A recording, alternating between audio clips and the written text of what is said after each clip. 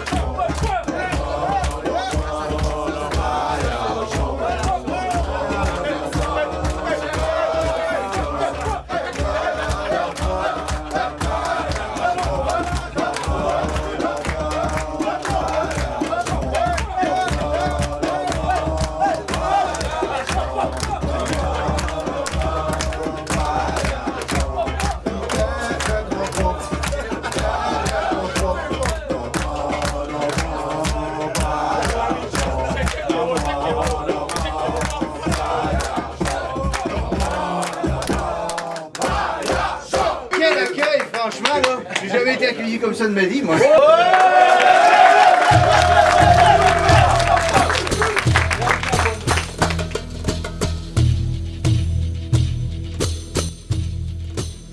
Ça tourne. Action. Normand Baillargeon, qu'est-ce que pour toi, la vie devant soi?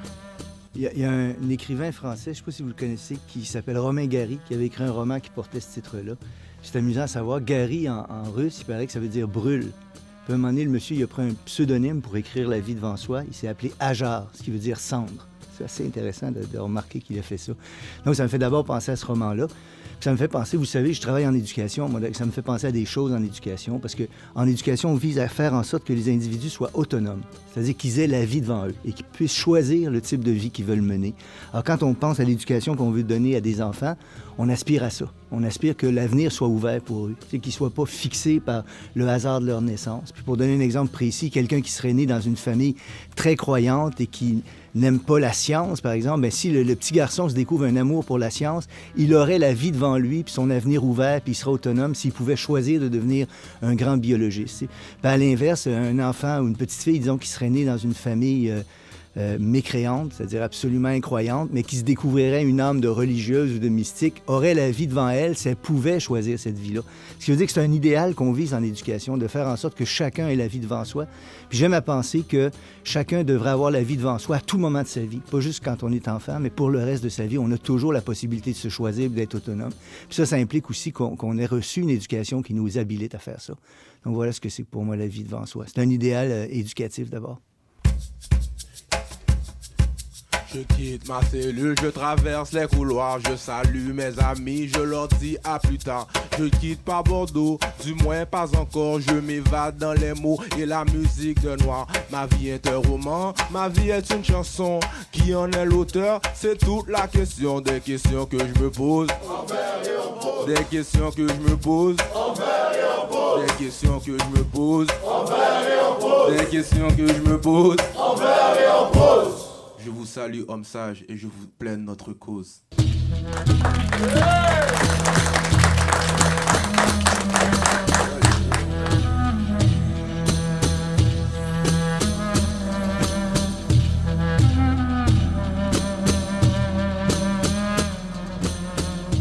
Bonjour, M. Baillargeon.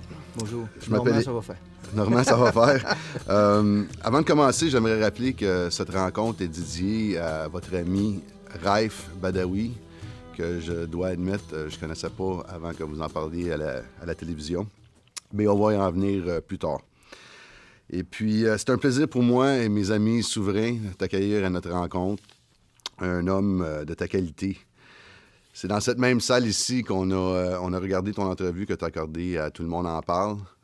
Et puis, je peux dire que tout le monde était pas mal assommé d'écouter un professeur qui, finalement, expliquait des choses très compliquées, mais d'une façon très simple.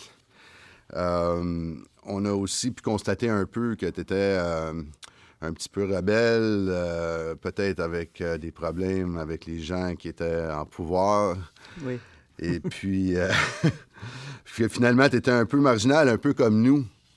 Puis, avant qu'on te montre notre parcours d'éducation qu'on a passé, on aurait une question qu'on voudrait vous demander.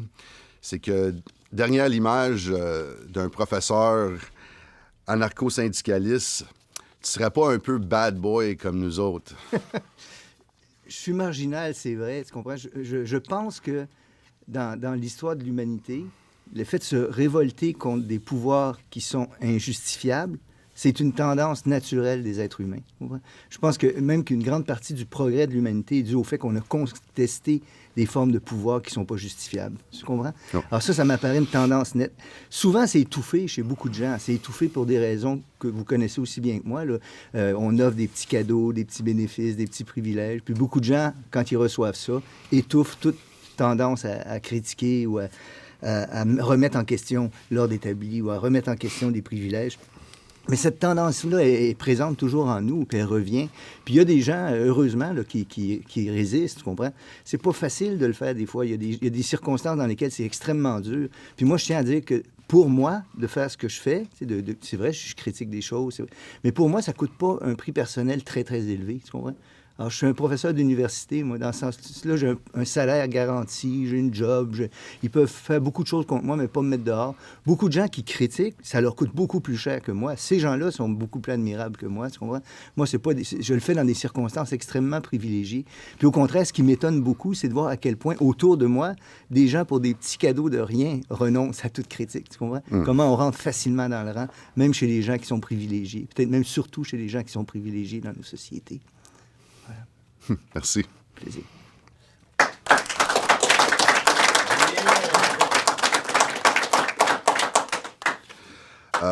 Moi, je suis une personne qui a toujours eu un peu de misère à l'école. J'aimais vraiment pas ça.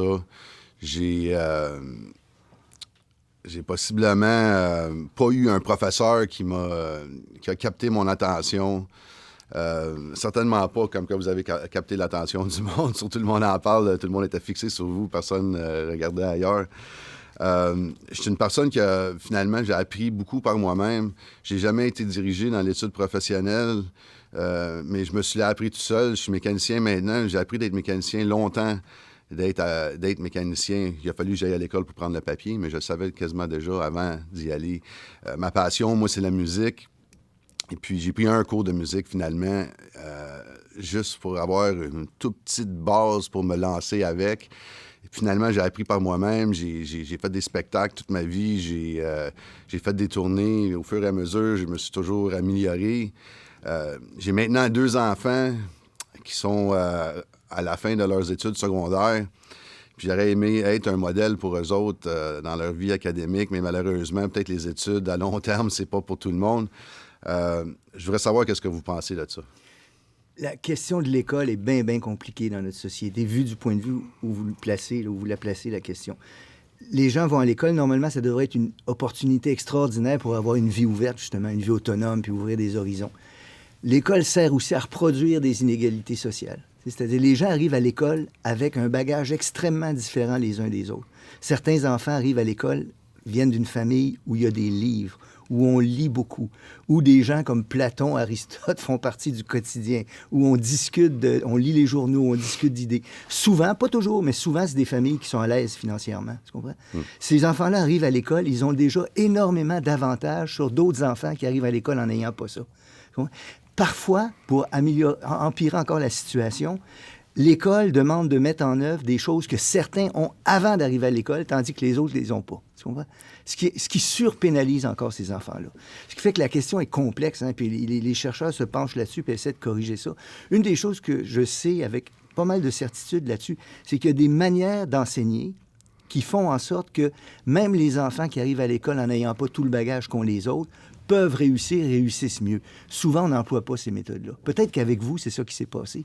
C'est peut-être qu'avec vous, vous n'avez pas eu des profs qui étaient au courant des meilleures méthodes, par exemple, pour apprendre à lire. Hein? Ça, c'est un maudit bon exemple de ce que je veux dire. On comprend tous l'importance de savoir lire, hein, pour réussir à l'école. Le fait de ne pas lire de manière parfaite ou à peu près en deuxième année, c'est un des meilleurs, sinon le meilleur prédicteur du décrochage scolaire. Si votre enfant rendu à Pâques à la deuxième année n'est pas un bon lecteur, il y a de bonnes chances qu'il va décrocher. Or, il y a des méthodes pour apprendre à lire qui sont meilleures que d'autres. Et on ne les utilise pas systématiquement. Alors, dans ce sens-là, on empire une situation qui est déjà grave à cause des inégalités sociales.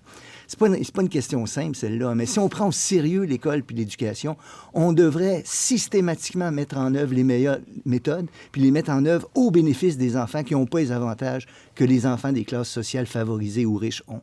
Voilà ce qu'il faudrait faire. Et c'est pas facile à faire. Je vous remercie beaucoup. Plaisir. Étais-tu un bon lecteur? Moi, je sais lire bien. Un bon lecteur, oui. C'est mon attention qui n'était pas là. Ah, oui. Des fois, c'est des troubles d'apprentissage ou d'attention, hein, c'est ça. C'est ça. Ça, c'est autre chose.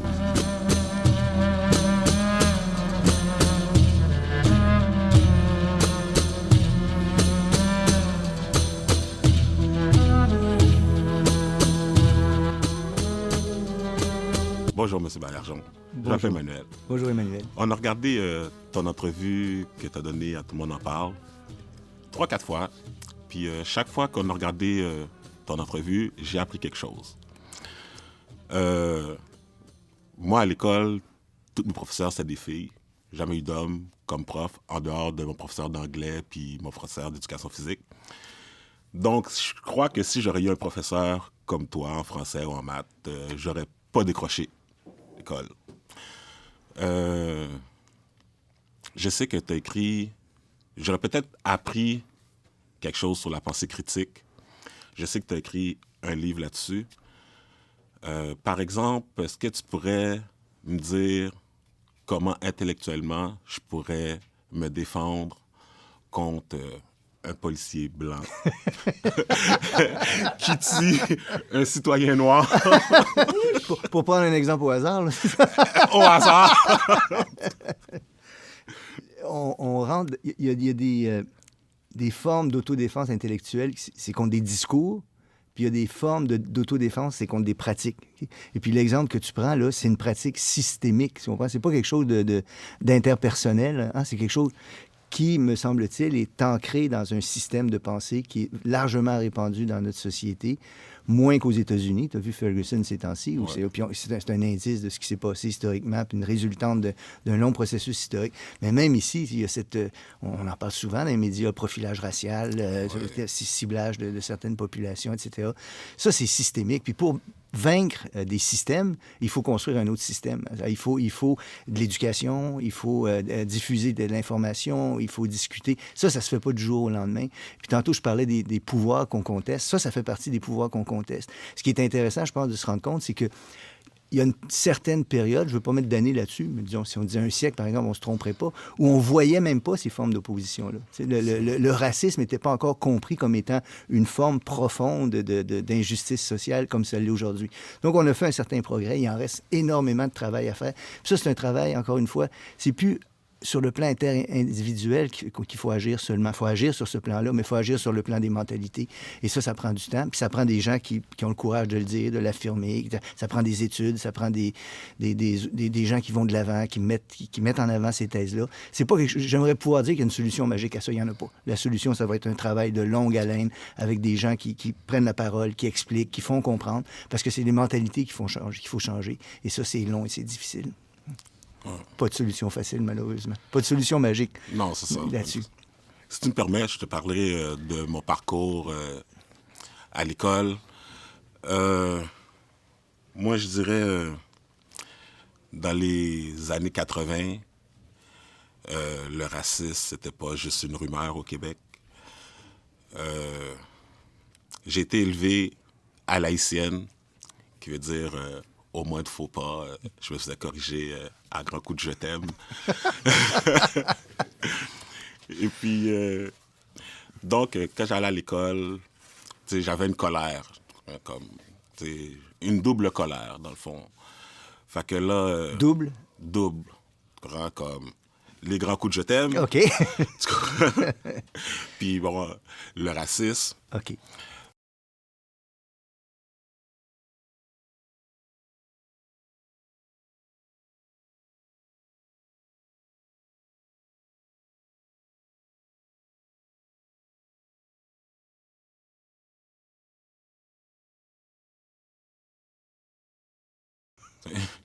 J'ai fait les 2 écoles. Je m'en suis pas trop mal sorti de l'école de la rue, bien sûr.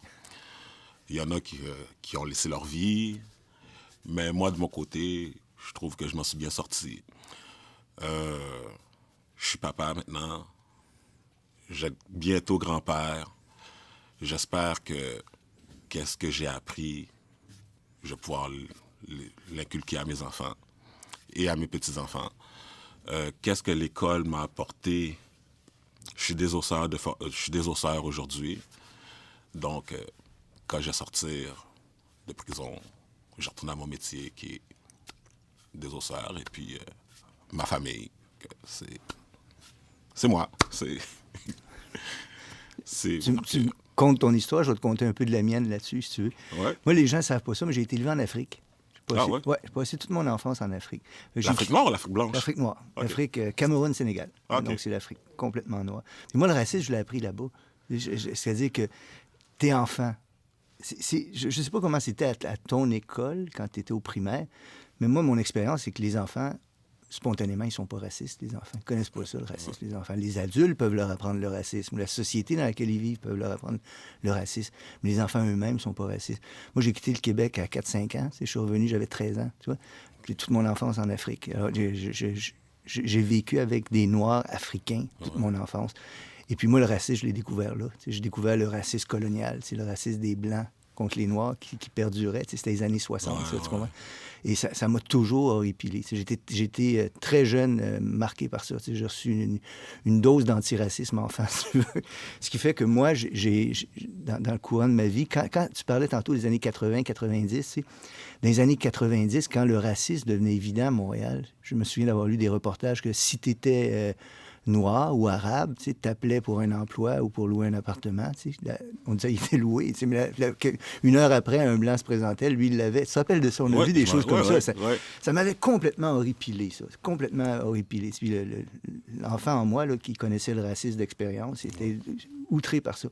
Alors, avec ma compagne, on avait traduit le livre de Frédéric Douglass. Je ne sais pas si tu le connais. Non, je connais C'était pas. ma réaction. Moi, j'ai écrit ça. Frédéric Douglass, mon cher, c'était un Noir né dans le sud des États-Unis au début du 19e siècle, en plein esclavage. Et cet homme-là, né esclave sur une grande plantation où il y avait énormément d'esclaves, était destiné à une vie que tu peux imaginer, une vie absolument sans aucun bon sens. Puis à un moment donné, je te raconte ça, si tu permets, à un moment donné, des amis des propriétaires de tous ces esclaves-là ont un enfant dans la ville de Baltimore.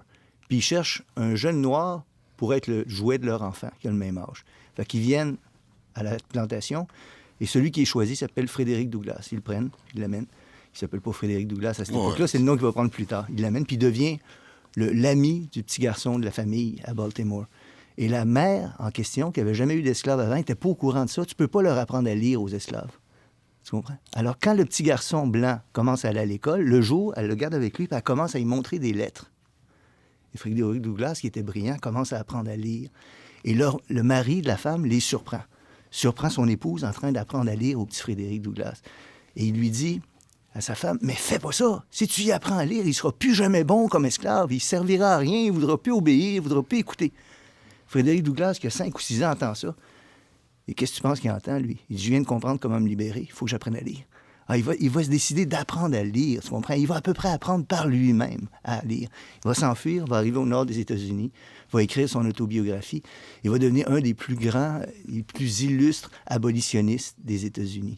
Et ce noir-là, c'est un héros pour moi. C'est quelqu'un de magique parce qu'il dessine aussi cette avenue-là de sortie, tu comprends? Dans des circonstances absolument horribles, il a trouvé sa voie de sortie qui était d'apprendre à lire, de s'éduquer, de comprendre le monde dans lequel il vit, puis de se battre, tu comprends? Et je pense que c'est une belle leçon d'antiracisme, ça. Ah ouais. Ah, j'en apprends encore.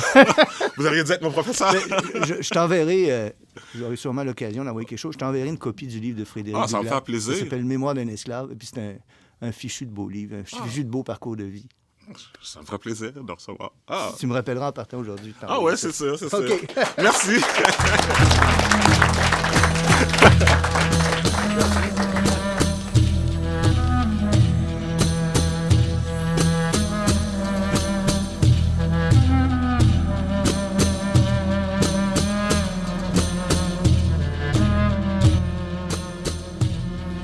Bonjour, M. Normand. Mon nom est Gilles. Bonjour, Gilles. On est ici pour parler d'éducation. C'est clair que je préférerais parler politique, mais... On peut aussi. Non, c'est même pas s'aventurer, là. C'est un terrain trop glissant. Moi, j'ai fini mon secondaire 5 au pénitencier d'Archambault. Vous savez, moi, je viens d'une longue lignée de criminels. Mon arrière-grand-mère est décédée au pénitencier de Kingston après 11 années d'incarcération pour avoir tenu une école du crime. Mon père a fait 20 années de pénitencier. Mon grand-père était un bootlegger. C'est ancestral, c'est très ancestral. Puis ma mère, on va finir avec ma mère, tiens. Je vais vous garder ça pour la fin. Moi, j'ai fait comme 15 années de prison, de pénitencier. J'ai fait le tour de tous les goulags du Québec, si on veut. Finalement, je me suis ramassé à Archambault en 2007, je crois. Puis on m'a donné une mop, on m'a dit « Tu vas passer à la mop, toi. » J'ai dit « Toi, ta mop, tu vas t'arrentrer aussi, je pense. » J'avais le choix, c'était 20 minutes de mop par jour ou 7 heures d'école par jour. J'ai dit « Moi, OK, ta mop, tu t'en garderas, moi, je vais aller à l'école. » Fait que, moi, c'était évidemment pour pas passer à la mop que j'allais à l'école. C'était pas pour aller à l'école. L'école, j'ai toujours haï ça. Mais finalement, je me suis avéré très bon. J'ai été le premier surpris. Je me suis embarqué dans l'école, puis à fond, j'ai fini un diplôme de secondaire 5 avec pas de note en bas de 85. J'ai même des 100%, 97. J'ai eu un méritos. Il me manquait 2 crédits optionnels pour compléter mon secondaire 5 quand je suis sorti du pénitencier. Mais malheureusement, j'étais pris dans les offres de la drogue et de l'alcool. J'avais commencé à consommer, j'avais l'âge de 12 ans.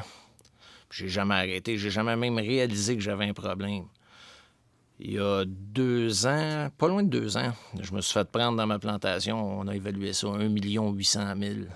Une grosse charge. Là. Je m'en allais pour un maudit bout.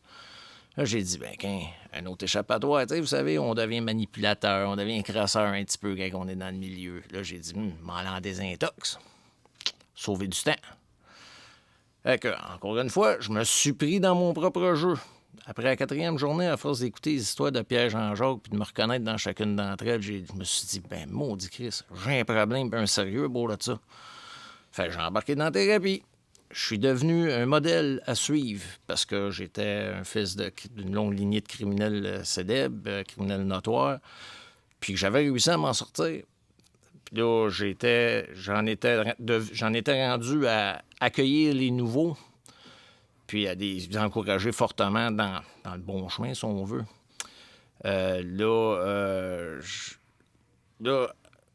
Ça fait 2 ans que je suis sobre. Je fume même pas la cigarette.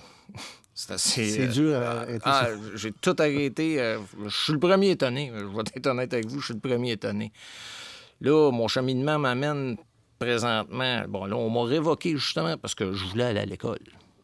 Eux autres, les recommandations des agents de libération conditionnelle se trouvaient être qu'on me suggérait fortement d'aller dans la restauration rapide. Autrement dit, on voulait que j'aille flipper des burgers chez Harvey's. Mais moi, j'étais inscrit déjà dans un cours de mécanique industrielle, puis je me suis réservé un appartement. On n'a pas aimé ça.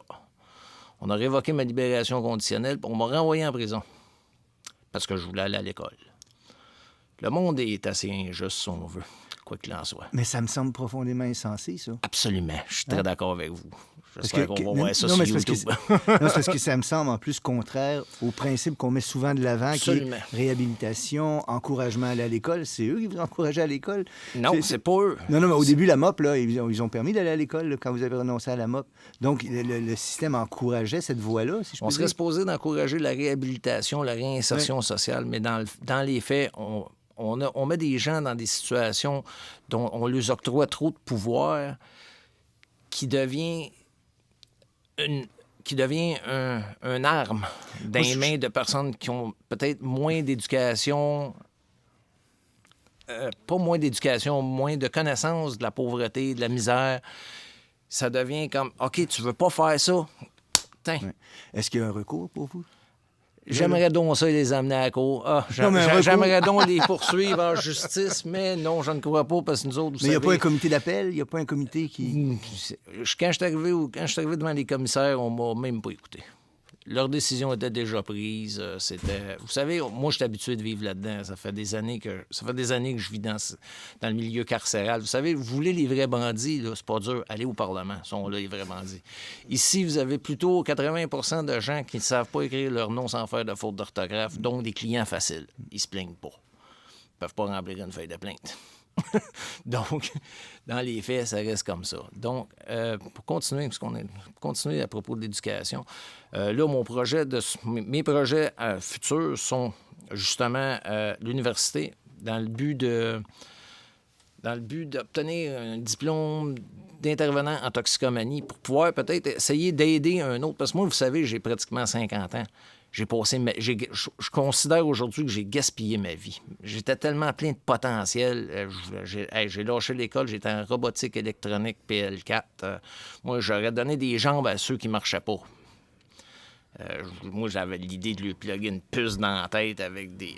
mais je regarde la technologie d'aujourd'hui, ça existe. Ça s'est fait au MIT l'an passé. Ils ont permis à quelqu'un de bouger. Moi, j'ai pensé à ça quand j'étais jeune. On parle d'il y a 30 ans pratiquement. Puis moi, j'avais déjà imaginé ça. Moi, j'étais un fanatique de science-fiction. Puis vous savez, la science-fiction d'aujourd'hui, c'est notre réalité de demain. Donc, j'étais plutôt avant-gardiste déjà en très bas âge.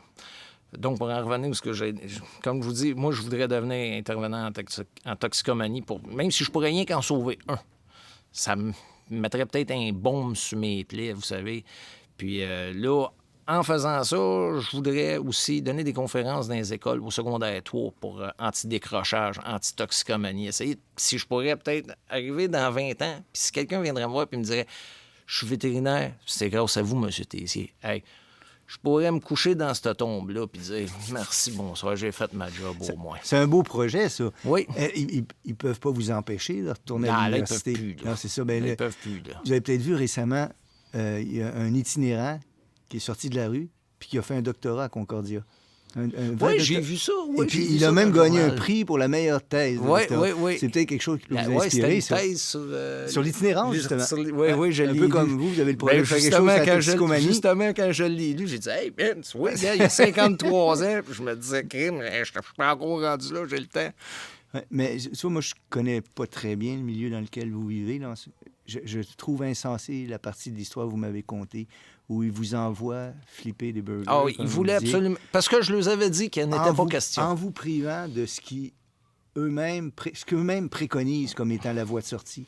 C'est-à-dire d'avoir un logement, d'aller à l'école, etc. Exactement, je suis bien d'accord. C'est une histoire effrayante. On bâillonne, comme Harper bâillonne les journalistes, on bâillonne la vérité, puis ferme ta boîte, puis fais ton temps. Sur les pénalités qui sont données, il suffit d'ouvrir les journaux pour voir les doubles standards en ce moment. Je ne sais pas si tu as peut-être vu en ce moment, il y a des entreprises qui ont commis littéralement des fraudes de grande envergure, même sur le plan international.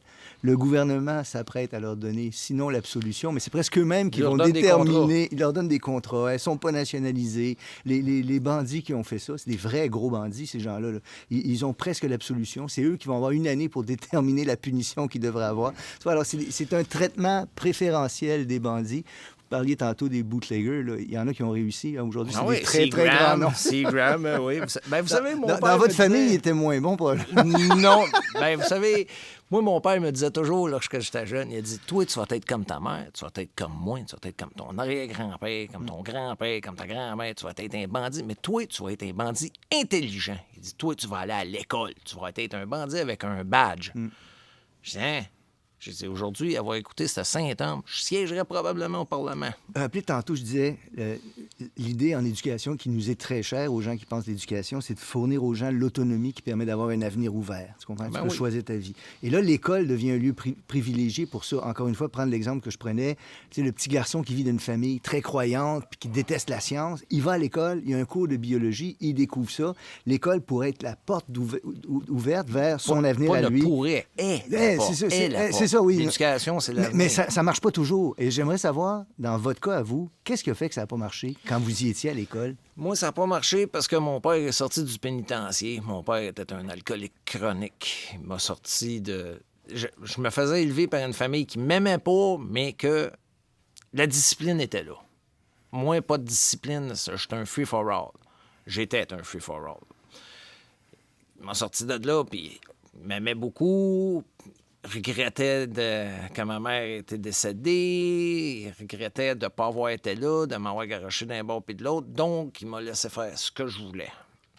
Je me suis mis à boire, je me suis mis à fumer du pot. À 12 ans. Je me suis mis à boire, je me suis mis à fumer du pot. Là, je dormais le matin jusqu'à midi, 1 heure. J'allais donc, pas à l'école. l'école. J'aimais pas ça. J'étais celui qui était assis dans le fond de la classe, qui regardait l'autre en avant en se disant « Maudit crise de fatigante, Carlis, il va-tu finir ce cours-là? » Tandis qu'aujourd'hui, je regarde du monde comme vous. Vous savez, je passe mon temps à essayer de me dissocier de la race humaine parce que je me dis « C'est pas croyable. » Regarde, je suis pas capable de lire des journaux. Je rouvre les journaux, puis je dis « Ben non, là, ben voyons donc, ça n'a pas de sens. On est dirigé par une monarchie dictatoriale, ça n'a pas de sens. Tu lis des affaires dans le journal, comme Harper, le silence du peuple me donne raison. Hey, Harper, maudit cave, si on sort et on chiale, tu nous fais matraquer par nos policiers, câlisse. C'est drôle que vous parliez de ça. Un des grands intellectuels vivants s'appelle Chomsky, Noam Chomsky. C'est un monsieur américain, là, puis un anarchiste, puis quelqu'un d'extrêmement brillant qui a travaillé en philo, en linguistique, puis en politique. Il défend des idées en politique. Puis un moment donné, il est allé voir son dentiste. Son dentiste, il a dit, les dents, M. Chomsky, là, sont grugées, là, ça n'a pas de bon sens. Puis sa femme, elle a dit, je sais ce qui se passe. C'est quand tu lis le journal le matin, tu n'arrêtes pas de gruger tes dents. Voilà. Moi, comme je vous dis, aujourd'hui, je considère l'éducation comme la porte de sortie de tous les problèmes. Les gens qu'il y a ici, s'il n'y en avait plus, qui s'adonneraient justement à un... Comme j'ai dit, quand j'ai parlé avec Mohamed, il m'a demandé « Qu'est-ce qui t'a apporté ton secondaire 5? » Sur le coup, tout ce que j'ai su y répondre, parce que j'avais une rage, c'est absolument rien. Parce que j'étais frustré, parce que j'avais pas les moyens, quand j'étais dehors, d'aller à l'université, parce que c'était trop loin, j'avais pas de véhicule, puis là, je me suis ramassé à pouvoir aller juste dans un niveau scolaire qui était à ma portée, dans la région où mes enfants habitaient. Puis, il y avait un gars qui était avec moi, que lui avait tout simplement un test d'équivalence qui avait pris 1 mois à obtenir. Moi, ça m'a pris 3 ans à obtenir mon diplôme. Donc, pour finir, c'est ça. Comme je vous dis, je vais faire des conférences dans les écoles anti-décrochage. Au secondaire 3, c'est pas mal là qu'on décroche. C'est là qu'on commence à fumer du pot. C'est là qu'on commence à s'enfarger. Conférences anti-décrochage, anti-toxicomanie, peut-être l'université si je pourrais avoir la chance. Sinon, un diplôme en mécanique industrielle. Je n'ai pas ça non plus. Mes enfants vont être fiers de moi. Puis ma mère aussi. Ma mère est décédée. Ma mère était la tristement célèbre Monica Lamitraille. C'est pas vrai. Eh oui. Ah ben. Fait que c'est ce que je vous dis, que j'ai pas eu de parents quand j'étais jeune. Ma mère est décédée, j'avais 18 mois. Mon père était déjà parti pour le pénitencier pour 20 années. Il avait pas 15 ans qu'il a pogné. Mon père a passé sa vie au pénitencier. J'essaye de briser le cycle. Vous savez, les enfants qui pour sont mes ici. enfants. Parce que là, j'ai écrit un livre qui s'appelle L'héritage donné, criminel notoire. Puis c'est justement pour essayer de sortir mes enfants de ce cycle-là, pour essayer de briser la chaîne. Parce que, vous savez, c'est pratiquement ancestral, là, l'affaire. Là. C'est criminel de père en fils. Pareil comme tantôt, je disais la monarchie dictatoriale. Pourquoi je dis monarchie? Bon, on a eu les Bush, l'autre bord. Là, ici, on a les Trudeau qui s'en viennent. Monarchie. Puis là, on parle dictatorial. Pourquoi? Hey, Trudeau est allé dire « J'admire la Chine pour son régime de dictature. » Notre futur premier ministre. Une petite question pour vous. Je ne sais pas si vous allez rappeler de ça. Ceux qui y ont cru sont des imbéciles. Parole célèbre d'un politicien québécois. Pas québécois, canadien plutôt. T'es Trudeau? Non. Chrétien, quand il s'est fait te demander quand est-ce que vous allez enlever votre TPQ, votre Ah oui, TVQ, ceux qui y ont cru sont des imbéciles. Il était à son dernier mandat. Il s'en colissait du bien du peuple. Ça aurait pu... Ça aurait pu être Mulroney aussi. Quand il a signé l'ALENA, tu vois, pendant les élections, il disait jamais « Read my lips, on signera pas ça ». Puis après ça, ils ont signé. Ben oui, ben oui. Ceux qui ont cru sont des imbéciles. Ceux qui ont cru sont des imbéciles. Bon, ben OK, monsieur.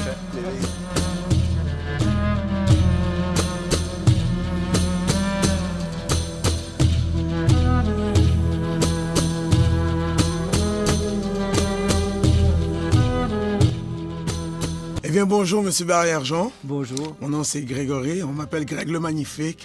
Rien de moins. Mais devant un professeur, je vais plutôt dire le Maléfique. Alors, enchanté que vous venez nous rencontrer ici. Ça me fait bien plaisir. Donc, moi, mon histoire est assez simple. Donc, moi, je suis à Bordeaux, malheureusement. J'ai fait des affaires. Aujourd'hui, je dois en payer le prix, mais j'en profite pour pouvoir finir mon secondaire 5. Il m'en reste plus gros, puis pour 2 objectifs que je veux faire ça. La première, c'est que j'ai des enfants. Puis en tant que père, on dit qu'il faut donner l'exemple à nos enfants. Donc, en achevant mon secondaire 5, ça va motiver, surtout la plus grande qui, elle, est en secondaire 2, à l'achever. Tu sais, si mon père l'a fait, je suis capable. Donc, ça va être déjà. Puis le deuxième, c'est pour pouvoir me montrer à moi-même que je suis capable de faire autre chose que ce que je sais pas trop bien faire, malheureusement, qui est la criminalité. C'est pour ça que je suis ici. Donc, il y a déjà ça. Puis en même temps aussi, je me dis que, tu sais, la vie est jamais trop facile. Puis que c'est avec les échecs qu'on avance, puis tout ça. Donc là, aujourd'hui, comme vous pouvez voir, j'étais supposé d'être à mon examen. Mais étant donné que je suis tellement honoré de vous rencontrer, donc je me suis dit que je ne pouvais pas manquer. Une rencontre comme ça arrive une fois dans une vie, alors que l'examen peut être repris. Alors c'est pour ça que j'ai préféré venir vous le donner. Puis en même temps, je me dis que là, les professeurs, le problème que j'ai, c'est que le dernier examen que j'ai passé, c'était mathématiques, la prof n'était pas quelqu'un vraiment... Elle n'a pas été capable de m'inculquer les matières, de me faire comprendre ce que je n'étais pas capable de comprendre. Tu sais, des fois, il y en a du monde qui ont la facilité d'apprendre. Et il y en a d'autres, mais ça prend un peu plus de temps. Donc, c'est seul, dans ma cellule, avec le livre. J'ai travaillé, je me suis avancé, puis j'ai fini par me faire aller les méninges. Puis j'ai trouvé le comment qui a fait en sorte que parce que plusieurs fois, il m'a dit... Non, tu es pas prêt. Non, tu ne l'auras pas. Non, tu n'es pas capable. Puis j'ai fini par lui dire, regarde, je suis pas un mathématicien. Je suis un prisonnier qui aspire à finir. Donc, mon but, c'est, regarde, je vais avoir 60. Si ça me fait mon affaire, c'est ça l'important. J'ai dit, regarde, à partir du moment où je vais être face au problème, je vais pouvoir me débrouiller, tu sais. Et comme de fait, j'ai eu 97%. Donc... Puis, tu sais, c'est quand même une fierté, puis ce qui me permet encore plus d'avancer. Mais par-dessus tout, la vraie question, c'est qu'est-ce que ça prend pour être un bon élève et encore plus pour être un bon professeur? Parce qu'on s'entend que c'est pas tout le monde qui l'a. D'abord, je tiens à dire que c'est extrêmement courageux et admirable de faire son secondaire 5 dans les conditions dans lesquelles vous le faites en ce moment. C'est déjà pas facile de faire un secondaire 5. De le faire dans ces circonstances-là et dans ces difficultés-là, c'est vraiment admirable. Alors, bravo pour ça. Qu'est-ce que ça prend pour être un bon prof? On se pose la question en éducation depuis très longtemps. Du point de vue des élèves, je pense pas me tromper beaucoup en disant qu'un bon prof, c'est d'abord quelqu'un qui met en confiance. Il met en confiance parce qu'il connaît sa matière. Et là, la personne n'a pas de doute qu'elle peut s'en remettre à lui. Parce que, tu sais, dans l'enseignement, il y a une relation d'autorité aussi qui est vécue là-dedans. Et cette relation-là est plus facile si la personne qui apprend a confiance que la personne qui lui enseigne est vraiment compétente. Tu sais, il n'y a rien de plus triste que de découvrir que son prof est incompétent dans son domaine ou fait des erreurs. Un prof de français qui écrit au tableau qui fait des fautes, c'est pathétique. Un prof de maths qui fait des erreurs en résolvant une équation, c'est pathétique aussi. Donc, il y a ça, quelqu'un qui connaît bien sa matière. Mais je pense que c'est pas la seule chose. Je vais te parler, moi, d'expérience. Moi, j'ai eu beaucoup de plaisir avec mes étudiants, puis beaucoup de succès, tu sais. Mais il y avait dans ça, évidemment, une question de compétence, tu connais ta matière, mais il y a aussi une relation affective qu'on a ensemble, puis ça se construit beaucoup autour de l'amour du sujet qu'on enseigne, tu comprends? Alors, moi, ce que j'enseigne, j'en suis fou, tu comprends? C'est ma vie, j'adore ça. Puis je pense que les étudiants, les élèves, ils sentent quand quelqu'un leur parle d'un sujet qu'ils l'aiment passionnément. Alors, être compétent, c'est une chose, mais en plus de ça, d'aimer la matière qu'on enseigne, puis d'essayer de transmettre cette passion-là aux gens. Les gens la ressentent, hein? Je sais pas si si tu es d'accord avec moi. Quelqu'un t'enseigne, puis tu parles de... Moi, je parle de philosophie à mes étudiants, puis je sais pas si tu devines, hein, mais c'est pas le sujet que les gens préfèrent d'emblée, la philo. Non, ça dépend, bien sûr, il y en a qui adorent ça, mais il y en a aussi qui disent, bon, c'est... Mais quand ils sentent que quelqu'un qui leur enseigne ça connaît ce sujet-là, mais l'aime beaucoup, ça aide énormément dans cette relation-là. Puis, à un moment donné, très vite, la relation, elle devient un peu affective entre un étudiant et un élève ou des élèves. C'est une relation construite autour de l'amour d'un sujet, de l'amour de certaines questions qui sont posées. Puis, dans les choses que vous avez dites, il y a une chose qui m'a frappé. Vous avez dit, je l'ai appris moi-même. J'ai été obligé de prendre mes livres, d'aller... Ultimement, c'est toujours comme ça, par exemple. Même si tu as le meilleur prof au monde, le plus passionné, le plus compétent, lui, il va être la voie qui t'amène vers ce qu'il veut que tu apprennes, ce qu'il faut connaître, les mathématiques, la physique, ou peu importe. Mais ultimement, c'est toujours toi qui apprends. C'est toujours toi qui vas faire cette démarche-là. Alors, le prof, en quelque part, c'est aussi quelqu'un qui te fait découvrir cet univers-là, te montre la passion qu'il a pour lui, puis te montre que ça peut être passionnant. Puis il vient un moment où c'est à l'élève ou à l'étudiant de jouer lui-même, puis de faire cette démarche-là tout seul. Tu comprends? Le prof a réussi quand il a donné le goût à l'étudiant. Tu comprends? Ah, c'est ça. Non, mais pour l'instant, moi, vous dire sincèrement, le goût vient de plus de moi parce que, tu sais, quand même, je me fixe aussi l'objectif de me rendre à l'université. Ouais. Puis je sais que presque malheureusement, tout le monde qui est dans ce milieu carcéral-là ont toutes des... Parce que ça prend quand même un certain background pour pouvoir aller. Donc, puis sans toxicomanie. Puis je me dis qu'avec l'expérience que j'ai, ben, je pourrais changer la vie de certaines personnes. Puis, tu sais, j'ai quand même ça. Il y a du monde qui l'ont, il y en a qui l'ont pas. Puis je pense que c'est quelque chose que j'ai en moi. Puis il faut pas voir l'université comme un milieu hautain, inaccessible, ainsi de suite. Tu comprends? C'est-à-dire que quand on est dans certaines familles, dans certains milieux familiaux, ça va presque de soi qu'on va aller à l'université. Quand on est dans des milieux où les gens n'ont pas fréquenté l'université, c'est une autre histoire, c'est une autre paire de manches. Mais là-dessus, il y a des barrières qu'on se met soi-même dans la tête là-dessus. On se met des barrières en se disant c'est pas pour moi, ou je connais pas ça, ou je sais pas ce que c'est. Évidemment, c'est un milieu inconnu, peut-être pour quelqu'un comme toi, c'est l'université. Mais c'est un milieu accessible, c'est un milieu où tu peux aller, c'est un milieu où tu peux réussir. Puis moi, je t'encourage fortement à poursuivre tes rêves, parce que c'est des beaux rêves, des rêves importants. Puis tu parles de travail en toxicomanie, probablement que c'est certainement quelque chose qui pourrait être très utile pour beaucoup de gens. Tu peux changer des vies. Alors, lâche pas. Eh bien, merci beaucoup. Salut, camarade.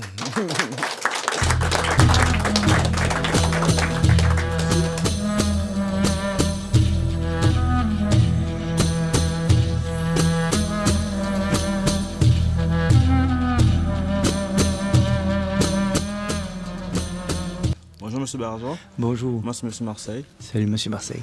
Moi, mon cheminement éducatif, c'est un petit peu particulier.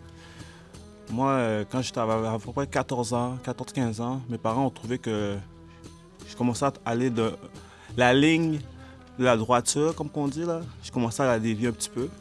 Mais mes parents ont jugé bon de m'envoyer en Haïti pour que j'aille dans le droit chemin, on va dire. Mais arrivé là-bas, je vais vous dire franchement, c'était pas pareil qu'ici. Quand j'ai remarqué qu'il y a deux choses qui m'ont marqué. Un, on me disait que je savais pas parler français.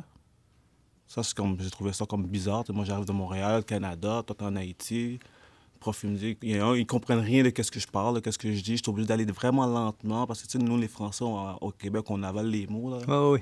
So, ils comprenaient pas trop. Puis le deuxième affaire qui m'a vraiment frappé, c'est la façon comme ils éduquent les enfants là-bas. Parce que moi, j'arrive de Canada, j'étais habitué à des punitions normales, tu sais. Fais une copie, tu sais. On va te donner une retenue. Mais là-bas, c'était pas pareil pour tout. Là-bas, c'est coup d'iguaze, comme il disait, coup de je t'aime. Je connais pas mon affaire, wow. Mais moi, tu sais, je suis Canadien, moi, il n'y a pas d'affaire de ça. L'ambassade, oubliez, ambassade! Elle me touchait pas. C'est ça va venir à ma question. Comment construire une société avec des élèves qui prennent des coups de bâton puis des coups de rigoise, comme qu'ils disent là-bas? Comment qu'on peut s'en sortir? Comment que le pays peut se sortir de tout ça? Hein? J'ai dit tantôt que j'avais été élevé en Afrique. Oui. Mais en Afrique, on vivait la même chose. Hein? C'est-à-dire qu'il y avait aussi ce type de rapport-là avec les enfants en Afrique à cette époque-là. Puis je dois dire aussi que les Français qu'on côtoyait en Afrique à l'époque avaient pour beaucoup d'entre eux, avaient ce type de rapport-là extrêmement autoritaire avec les enfants. Ah, les Blancs aussi? Oui, les Blancs aussi. Puis ça date des années 60. Hein. Moi, en Afrique, écoute, je suis presque gêné de le raconter, là, mais j'avais un professeur français, un instituteur français, qui giflait les enfants en classe. Tu sais. Tu comprends? 6 fois 6, la réponse c'est 36. Si tu disais 34, tu avais 2 baffes. Et ça, c'est un Blanc, ça. Hein? C'est un Français. Il était relativement jeune. Puis ça, c'est les années 60. Tu sais. Donc, je pense que collectivement, en France, au Québec, à l'époque, aussi dans les années 60, il y a probablement beaucoup de gens qui vont te témoigner, tu sais, que les professeurs donnaient des coups aux élèves encore dans les années 60. Hein? La gifle, c'est encore utilisé. Puis bon, on a fait beaucoup de chemin là-dessus depuis une quarantaine, une cinquantaine d'années. Tu sais. Ça, c'est un chemin qui a été fait, je pense, parce que les gens ont pris conscience que c'est pas justifiable, cette forme d'autorité-là. Hein? C'est un thème dont on a discuté tout à l'heure avec un autre camarade. Là. Le pouvoir, il doit justifier. L'autorité doit justifier. Puis là, on a pris conscience que l'autorité, de cette manière-là, envers les enfants, est injustifiable. Tu sais, les coups sont injustifiables. Ça, c'est une prise de conscience qu'il va falloir qu'on fasse tous. Ce qui ne veut pas dire qu'il n'y a pas des formes d'autorité légitimes avec les enfants. Tu sais, moi, Chomsky, que je citais tantôt, la première fois que je l'avais interrogé, il m'avait dit, si je prends mon petit-fils de 4 ans, j'y retiens la main pour pas qu'il traverse la rue parce qu'il y a un camion qui s'en vient, c'est une forme d'autorité, mais justifiable, cette forme d'autorité-là. Alors là, on doit décider, tu sais, quelles formes d'autorité sont justifiables et avec les enfants pour lesquels on a besoin d'utiliser l'autorité. En éducation, je fais lire à mes élèves un philosophe. C'est bien important. Là. C'est juste un nom pour toi, mais c'est pas grave. Il s'appelle Kant. Je vais au moins citer son nom. Ouais. Kant, puis il disait qu'il y a un paradoxe en éducation. C'est qu'on doit user d'autorité en éducation, puis le but, c'est de faire quelqu'un de libre. Fait que là, on a comme un moyen qui contredit la fin. Tu comprends? Tu vois le paradoxe, hein, la difficulté on va être obligé d'utiliser de l'autorité. On veut faire quelqu'un de libre avec l'autorité. Comment faire quelqu'un de libre en utilisant l'autorité? Fichu de problème. Mais une chose certaine, c'est que les coups sont devenus indéfendables avec raison. On a compris ça. Quelle forme d'autorité il faut utiliser, par contre? Parce qu'on a besoin d'en utiliser. Lesquelles? Fichu de questions, fichu de bonnes questions. Un anarchiste que je lis beaucoup puis que j'aime beaucoup, qui s'appelle Bakounine, définissait l'éducation comme ça. Il dit l'éducation, c'est l'abolition progressive de l'autorité sur l'autel de la liberté. C'est une belle formule, hein? Mais ça veut dire que progressivement, on va apprendre à plus avoir besoin d'utiliser l'autorité. Mais laquelle, comment? La question est vaste, complexe et difficile. Il n'y a pas de réponse simple à ça, à cette question-là. Moi, je suis parent, j'ai élevé des enfants. Alors, ce que j'ai essayé de faire avec mes enfants, honnêtement, là, c'est d'utiliser jamais de coups. Ça, c'est indéfendable. Ensuite, l'autorité, quand j'en use, c'est parce que c'est nécessaire. Et je m'étais toujours fait à moi-même une promesse, ma compagne, on se faisait la même promesse, que quand on utilise l'autorité envers notre enfant, si c'est une justification qu'on peut lui donner tout de suite parce qu'elle va le comprendre, on lui donnait. Sinon, on s'engageait moralement à la justifier plus tard. Tu comprends? Et ça, il y a peut-être une piste là-dessus. Il faut que tu sentes que c'est quelque chose qui doit être justifié. Tu comprends? Et si la justification ne peut pas être donnée tout de suite, tu as l'obligation morale la justifier plus tard, quand tu regardes la comprendre. Parce qu'évidemment, à 2 ans, tu ne peux pas justifier tout ça. Mais à 7-8 ans, tu peux déjà commencer à justifier des choses. Puis il y a celles que tu ne peux pas justifier. Tu t'engages envers toi-même, moralement, à justifier cette autorité-là. C'est une réponse un peu abstraite que je te donne, mais c'est la meilleure que je peux donner. Ouais, je la trouve bonne. OK. Merci beaucoup, monsieur. Ça fait plaisir, Marseille.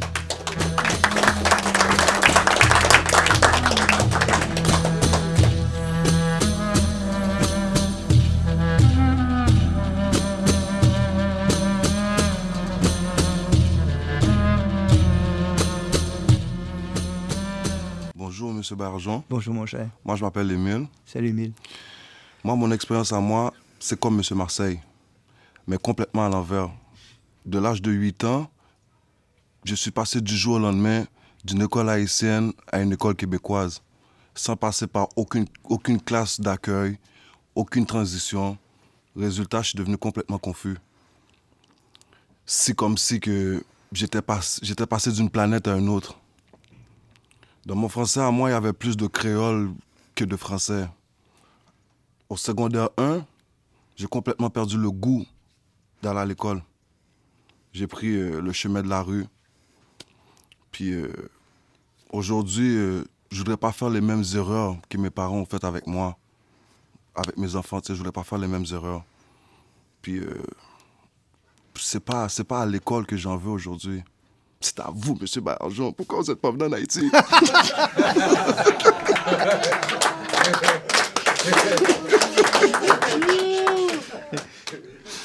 Ce que tu as vécu, je l'ai vécu un peu aussi. Parce que, tu te rappelles, je disais, j'ai passé mon enfance en Afrique.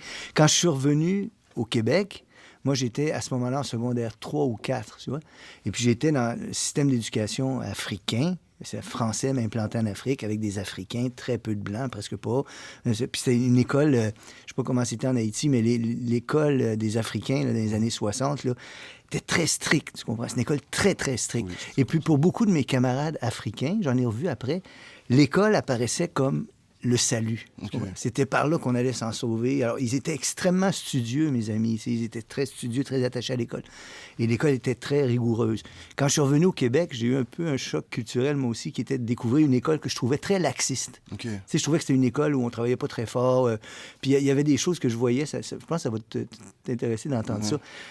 Moi, quand j'étais en Afrique, dans les années 60, là, nous, on était des Blancs là, de la place, donc on avait une maison avec de l'électricité. Mais beaucoup de mes amis avec qui j'allais à l'école autour, là, ils avaient des maisons, il n'y avait pas d'électricité. Même pas d'électricité chez eux. Alors, je voyais mes camarades, des fois, aller étudier sous le lampadaire qu'il y avait sur la rue. C'est là qu'on pouvait lire, tu comprends?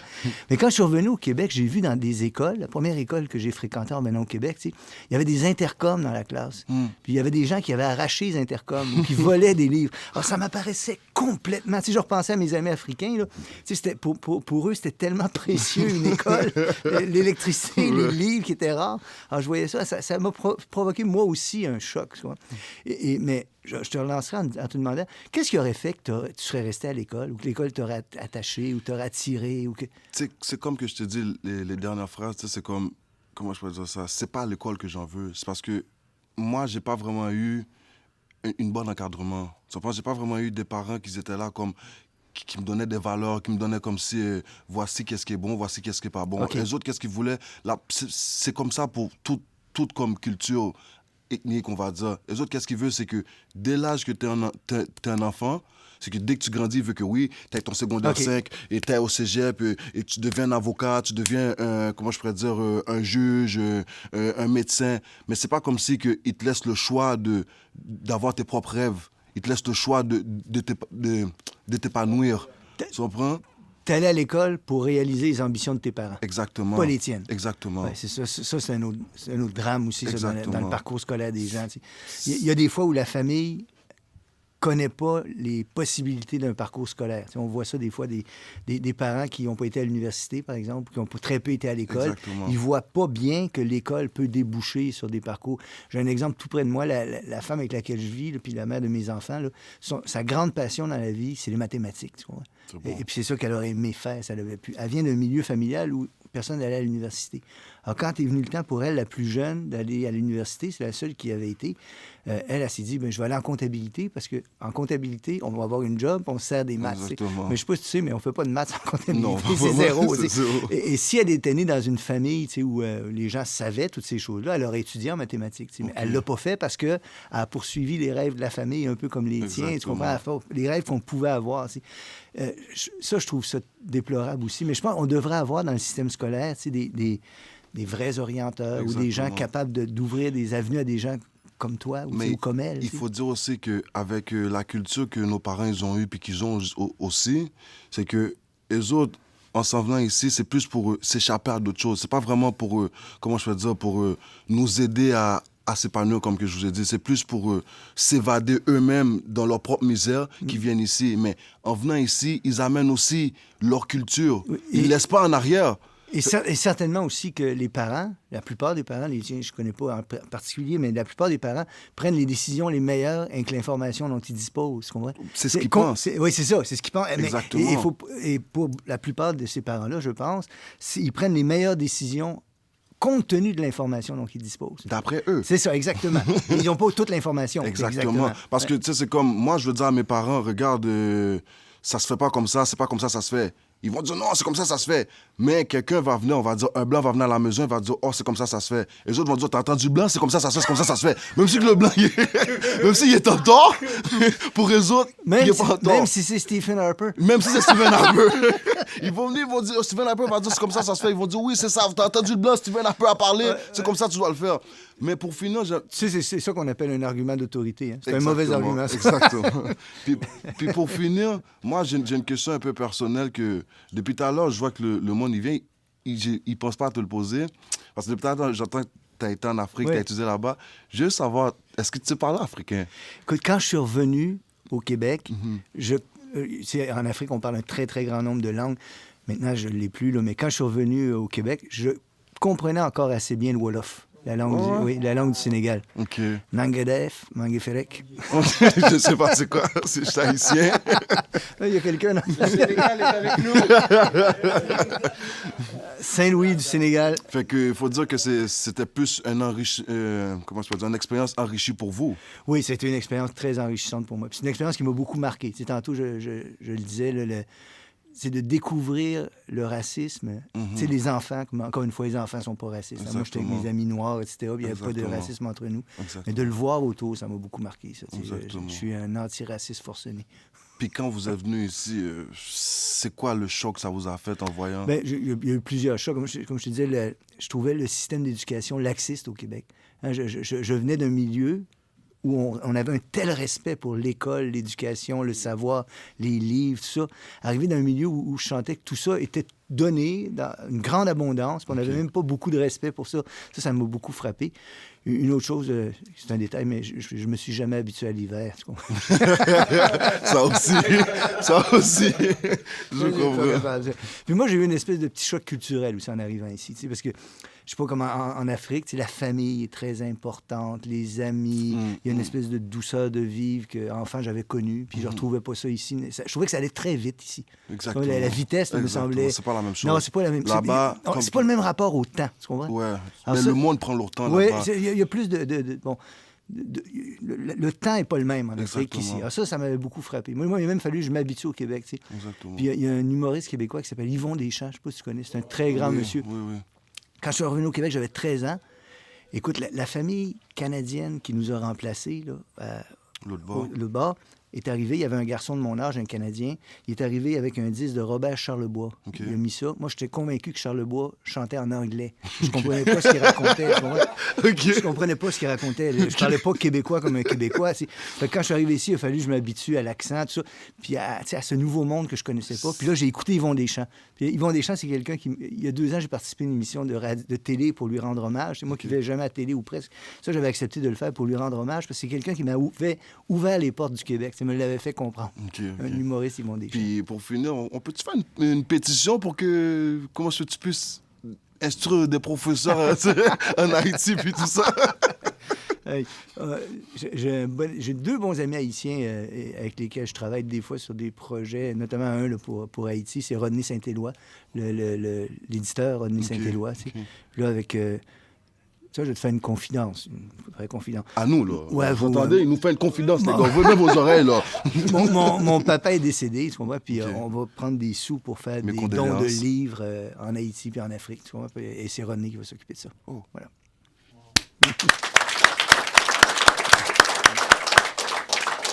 Fait que... Moi, je vais vous laisser sur ces mots-là. Je suis très content aujourd'hui de vous avoir rencontré par rapport... Après d'avoir vu le reportage à Tout le monde en parle. Puis je vais pas vous mentir, en vous écoutant, j'ai quand même appris beaucoup aujourd'hui. Vous comprenez? C'est comme déjà que mon niveau de scolarité n'est pas très haut non plus. Fait qu'il y a des mots que vous avez dit aujourd'hui, je comprenais pas c'était quoi. Mais en vous écoutant, j'ai appris que vraiment, l'école, c'est quelque chose qu'on a besoin dans la vie. Tu comprends? C'est pas juste pour nous, c'est aussi pour nos enfants, nos arrières, et aussi pour le futur qui s'en vient. Parce que sans éducation, on n'est plus rien. Touché, mon cher.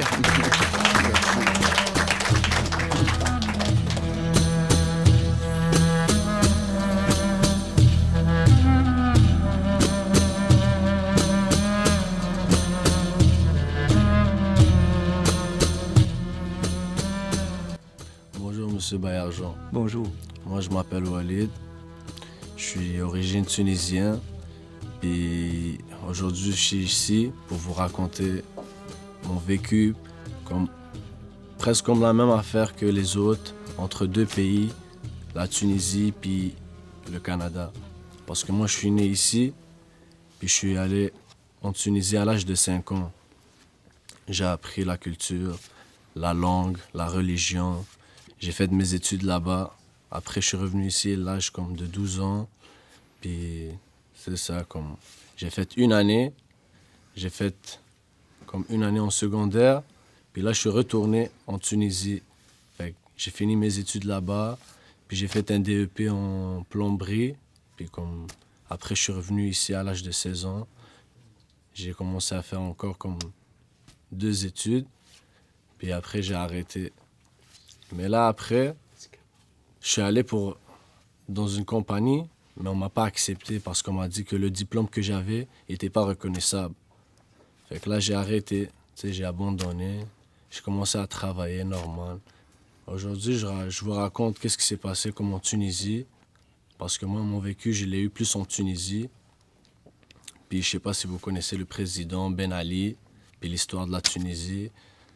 Monsieur Salim Bouzidi, un seul homme qui est non instruit, non diplômé, qui a réussi à faire changer toute la Tunisie à cause de tous ces crimes qui se sont passés, puis tout le vol, puis tout le peuple innocent qui s'est fait tuer. Puis c'est ça, j'ai une bonne question aussi à vous poser dessus. Je sais pas, qu'est-ce qui s'apprend pour changer le monde? Une éducation ou une révolution? Ce que ça prend, il n'y a pas de recette, hein, évidemment, mais premièrement, il faut que les gens prennent conscience que les choses ne vont pas dans le monde. Hein. En ce moment, au Québec, il y a des gens qui sont conscients que ça ne va pas, mais il y a aussi beaucoup de gens qu'il faut convaincre puis auxquels il faut expliquer que les choses ne vont pas. Je pense que ça prend aussi pour changer le monde, c'est quelque chose de désirable à apporter, tu comprends? Si on dit juste, en ce moment au Québec, par exemple, restons au cas du Québec, là, si on fait juste dire on refuse telle ou telle politique, on refuse telle ou telle chose, mais qu'on n'a rien de positif à proposer, aucun programme intéressant à mettre de l'avant, je pense qu'on n'aura pas beaucoup de gens qui vont être attirés par ce qu'on veut proposer. Donc, puis je pense qu'en ce moment, là, en Occident notamment, là, ça manque beaucoup, ça. Ça manque beaucoup des alternatives attrayantes à proposer. C'est comme si on n'avait plus d'idées. C'est comme si on manquait d'idées pour s'adresser aux gens. Beaucoup de gens en ce moment au Québec sans doute bien que ça ne va pas, c'est que le monde est brisé, que les institutions économiques sont cassées, qu'il y a de l'exploitation économique partout, qu'il y a une destruction de l'environnement qui n'a pas d'équivalent dans l'histoire de l'humanité, qu'il y a des guerres puis des conflits partout en Tunisie, dans de nombreux autres pays. Tout ça, ça rend une situation déplorable aux yeux de beaucoup de gens. Mais peu de gens ont des alternatives crédibles et attirantes à proposer. C'est de ce point de vue-là, il y a un travail d'imagination qui nous manque. Il nous manque de poètes de ce point de vue-là. Il nous manque d'écrivains. Il nous manque de gens qui ont la capacité de nous montrer qu'un avenir différent est possible, est souhaitable, est atteignable. Ça, je pense que ça manque beaucoup dans notre perspective de changer le monde. Parce que des hommes comme vous, là, comme en Tunisie, là, comme dans le temps du président, là, ils seraient déjà en prison, puis une sentence à vie, peut-être. C'est exact. Il y avait trop de dictature, trop de... Les situations ne sont pas comparables dans un pays où il y a une vraie démocratie, dans un pays où il y a une relative démocratie. Est-ce qu'il faut une éducation et une révolution? Là, je pense que l'éducation est nécessaire pour comprendre le monde dans lequel on vit, pour comprendre d'où on vient, où on va. Je pense que l'éducation est souhaitable. Hein. Il arrive aussi des fois, par contre, que des gens peu éduqués, ou dans des pays où il y a peu d'éducation, les gens se révoltent aussi. Justement, ça s'est vu également. C'est une personne qui était... Oui, c'est ça s'est vu, ça aussi. Hein. Il faut pas non plus confondre...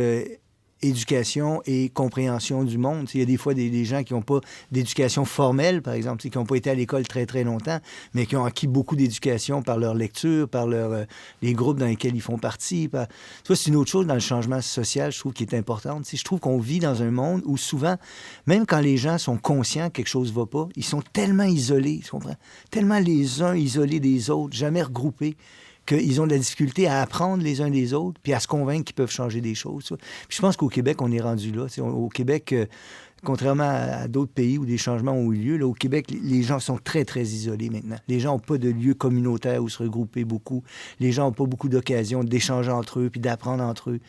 Et de ce point de vue-là, je pense que ça, c'est une des choses qui manque pour faire du changement social. Je ne sais pas comment ça s'est fait en Tunisie. Là. Ça a sûrement été préparé par beaucoup d'années de discussions, de débats. Non, parce qu'en Tunisie, au début, il y avait comme trop de dictature. Fait que nous, dans le temps en Tunisie, dans le temps du président, on ne pouvait même pas aller sur Facebook, sur YouTube. Ah oui, on n'avait pas Internet. Il ouais. fallait que tu sois un hacker qui pouvait accéder, sinon tu ne vas jamais entrer. Une chose qui se produit aussi, c'est que dans un système dictatorial comme ça, le pouvoir il est très visible. Fait que les gens sont conscients que le pouvoir est présent, il est là, puis voici les actions qu'il fait, puis voici ce qui nous empêche de faire, voici ce qui nous oblige à faire, ou ainsi de suite. Dans un pays comme le nôtre, le pouvoir il est beaucoup plus invisible, tu comprends? Le pouvoir il est beaucoup plus dans la tête des gens, il est beaucoup plus dans les idées qui sont diffusées, beaucoup plus dans les idées que les gens ont admis ou ont acquis, tu comprends? Le pouvoir il est beaucoup moins visible, beaucoup plus invisible de ce point de vue-là dans un pays comme le nôtre. C'est plus difficile de ce point de vue-là de le pointer du doigt, tu comprends? Ouais, parce il est plus insidieux. Ouais. Si vous voyez même dans le monde, là, si vous remarquez, là, c'est comme un signe là, qui s'annonce tellement qu'il y en a trop de changements de climat. Le climat dont tu viens de parler, là, c'est une chose qui devrait nous préoccuper tous au plus haut point. Hein. Les nouvelles sont vraiment pas excellentes. Hein. Puis tu vois, nous, on vit en ce moment dans des institutions économiques, là, notre façon de concevoir l'économie, la production, la consommation, tout ça. On a de très bonnes raisons de penser que ça contribue au changement climatique. Mais c'est comme on n'est même plus capable de voir que le pouvoir il est là en ce moment et que c'est ça qu'il faut changer. Tu comprends? D'abord parce qu'on ne le voit pas très bien. On pense que ça doit être comme ça. On doit regarder ces institutions économiques-là. Puis ensuite, quand les gens disent, bien, c'est peut-être ça qui contribue au réchauffement climatique, les gens nous demandent aussitôt qu'est-ce qu'on va mettre à la place. Puis là, on n'a pas de réponse. On revient à ce que je te disais tout à l'heure, là, à savoir qu'on n'a pas d'alternative crédible, attrayante à proposer. Donc, il y a du travail à faire. Mais c'est quoi vous suggérez, vous, pour éviter tout ce... Moi, je l'ai dit, tout le monde en parle, hein, mais mes positions, en gros, sont anarcho-syndicalistes. Alors, je pense que les pouvoirs doivent être questionnés. Quand les pouvoirs ne peuvent pas se justifier, c'est bon de chercher à les abolir et les remplacer par autre chose. Puis je pense aussi qu'il devrait y avoir des lieux, dans l'histoire, on appelait ça des bourses du travail. Tu vois, te répondre, tu te rappelles ce que c'est un syndicat, hein? Ça regroupe des gens qui sont dans une profession. Mais ce que les anarcho-syndicalistes proposaient, c'est que les gens appartiennent à 2 regroupements. Le premier regroupement, c'était le regroupement du syndicat de leur profession. Par exemple, le syndicat des pompiers ou le syndicat de ce que tu voudras. Là. Les gens appartenaient au niveau national à ce syndicat-là. Mais ils appartenaient aussi au niveau local. Tous les ouvriers, tous les travailleurs, les travailleuses d'une même région, dans toutes les professions, appartenaient à la même bourse du travail. Puis cette bourse du travail-là, c'est un lieu dans lequel les gens se réunissaient, où on faisait de l'éducation populaire, des cours du soir, il y avait un musée, il y avait un groupe d'entraide, il y avait un groupe pour aider ceux qui sont au chômage, et ça préparait la société de demain. Tu vois. Et un lieu comme celui-là, ça pourrait s'appeler une bourse du travail ou autre chose, mais un lieu communautaire comme ça, là, voué à la défense des intérêts des ouvriers, et à la préparation d'une société différente, ça, je pense que ça serait quelque chose d'encore bien, bien utile aujourd'hui. Je sais pas ce que tu en penses.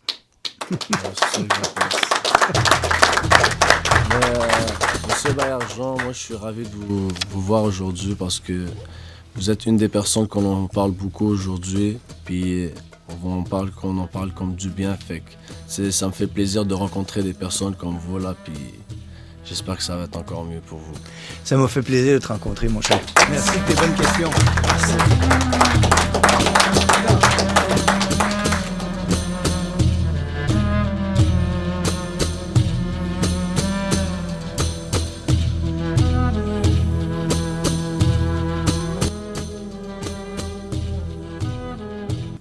Bonjour Normand. Salut mon cher.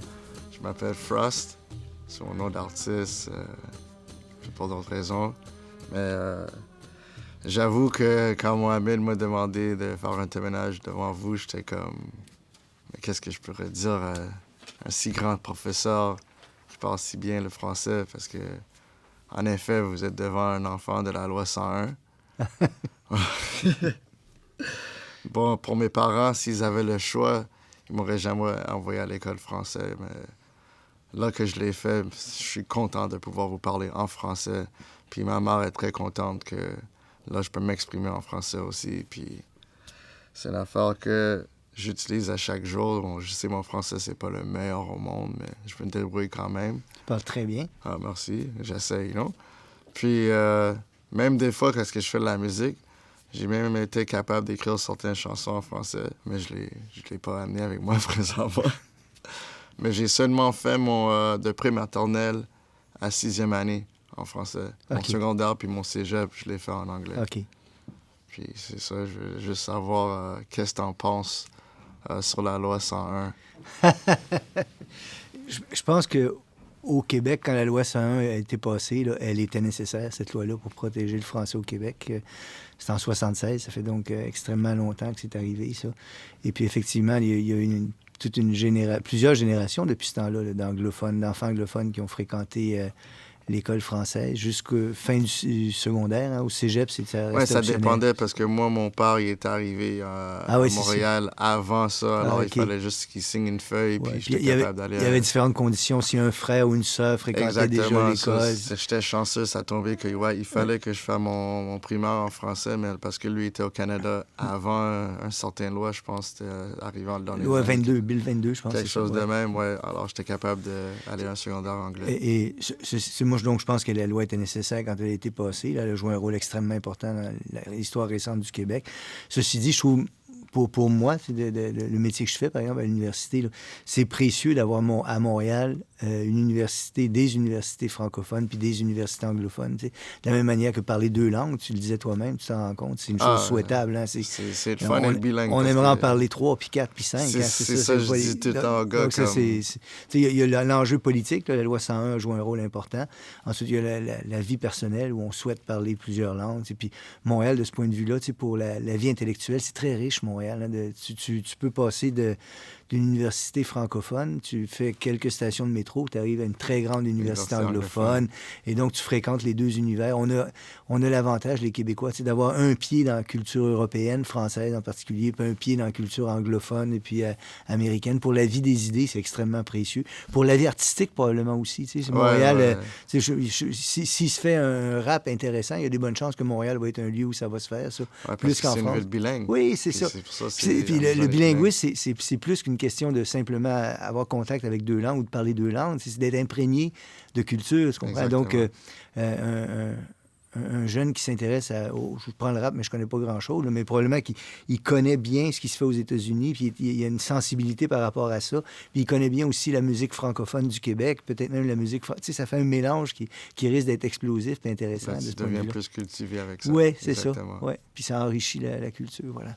Ah ben, merci beaucoup. Ça, c'était juste la seule question que j'avais demandé. Excellent, mon cher. Merci. Et tu parles très bien français. Tu parles français sans faute.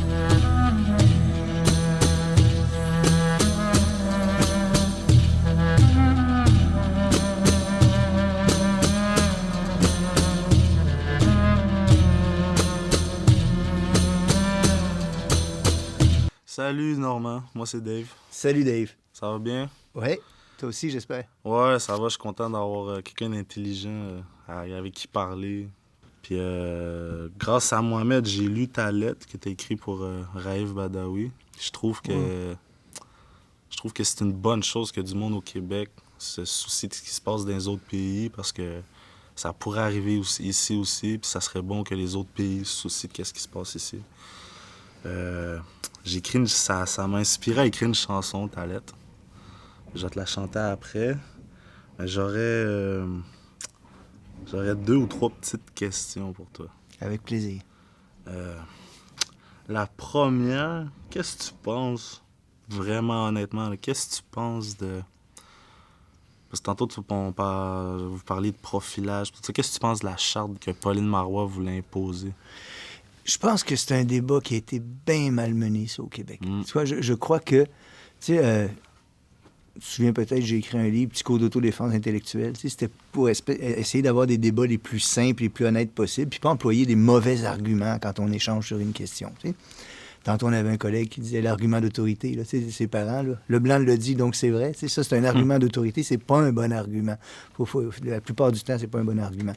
Mais dans le débat sur la charte, on a eu beaucoup de ça, je trouve. C'est un enjeu réel, la charte. C'est quelle position on prend collectivement sur la laïcité. Alors ça, c'est une question réelle et importante. Il y avait des positions raisonnables qui étaient défendues. En théorie, là, il y a une position qu'on peut appeler la laïcité républicaine, celle qui a été créée en France, disons. Puis une espèce de laïcité ouverte que beaucoup d'intellectuels québécois très importants là, défendent. Tu sais. Bon, ça, c'est deux positions. La charte est arrivée. Puis au lieu d'avoir ce vrai débat-là, moi, je pense que le débat a été instrumentalisé par le Parti québécois. Tu comprends? Ils ont comme... Il y a un sophisme, si tu me permets, là, qu'on appelle empoisonner le puits. Tu comprends? C'est-à-dire, empoisonner le puits, ça veut dire que tu as un puits dans lequel il y a de l'eau, là, puis tu verses un liquide toxique là-dedans de telle sorte que plus personne ne va en boire. Mais je trouve que le débat sur la charte, ça a été beaucoup ça. C'est empoisonner le puits. Certains ont dit, par exemple, si vous défendez une vraie charte de la laïcité, vous avez tel ou tel type de défaut. Si vous êtes xénophobe, si vous êtes contre cette charte-là, c'est que vous êtes contre les Québécois. On a comme empoisonné le puits à chaque fois. Et on a perdu une belle occasion d'avoir un débat sain sur une question réelle. Puis moi, ce que je trouve triste aussi avec le débat sur la charte, c'est que d'abord, les gens se sont engueulés plus que discutés. Le Parti québécois a instrumentalisé ça. Écoute, comment tu veux appeler une charte de la laïcité une charte des valeurs québécoises? C'est la laïcité, c'est pas une valeur typiquement québécoise, c'est une valeur universelle, ça. Et c'est de ça dont on discutait. Ensuite, comment tu veux faire admettre à tout le monde au Québec qu'on va adopter des principes de la laïcité et on va voter ça dans un Parlement sous un crucifix? C'est absolument insensé, une décision comme celle-là. Ils ont créé une grosse frontière. Je pense que c'est instrumentalisé par le PQ dans le but de mousser un certain nationalisme. Et je pense que les questions discutées sont trop sérieuses pour être bassement instrumentalisées comme ça par le politique, tu vois. Et je pense qu'on a raté une belle occasion de ce point de vue-là au Québec. Puis c'est des questions qui disparaîtront pas. Il va falloir qu'on prenne position sur ces questions-là au Québec. On a raté l'occasion de le faire. Ça, je le déplore. Je le déplore d'autant, si tu me permets de terminer là-dessus, que je pense que les personnes de bonne foi dans tous les camps, tu sais, mettons qu'on dit laïcité plutôt stricte et républicaine, laïcité ouverte comme ça, mais sur un grand nombre de sujets, il y avait consensus. Les gens s'entendaient beaucoup. Il y a des questions qui faisaient débat, mais il y avait un large consensus aussi. Alors donc, c'est triste de voir qu'on a raté cette occasion-là. Et je pense que le Parti québécois est en partie responsable du dérapage. Les médias aussi, comme Martineau. Martineau qui va dire qu'au Québec, les musulmans sont intégristes.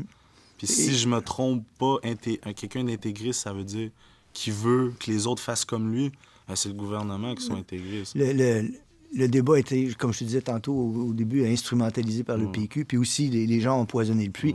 Mais Martineau, dans beaucoup de ses chroniques, c'est un empoisonneur de puits. Tu vois? Dans tous les domaines, dans tous les domaines.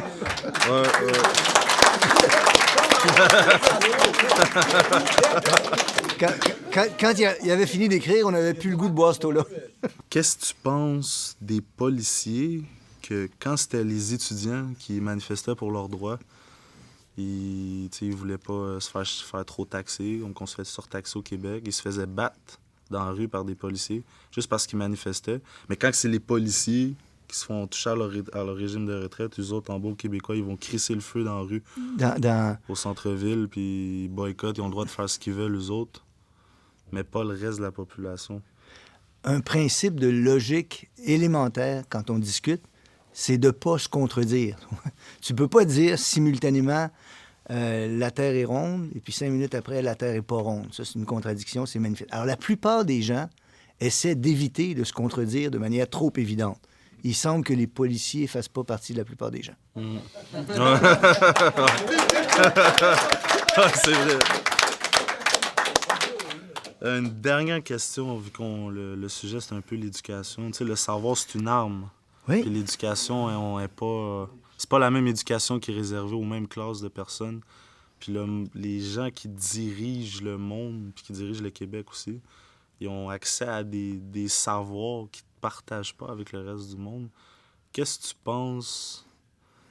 penses des francs-maçons puis des Illuminati? Tu sais qu'il y a un temple maçonnique sur Sherbrooke.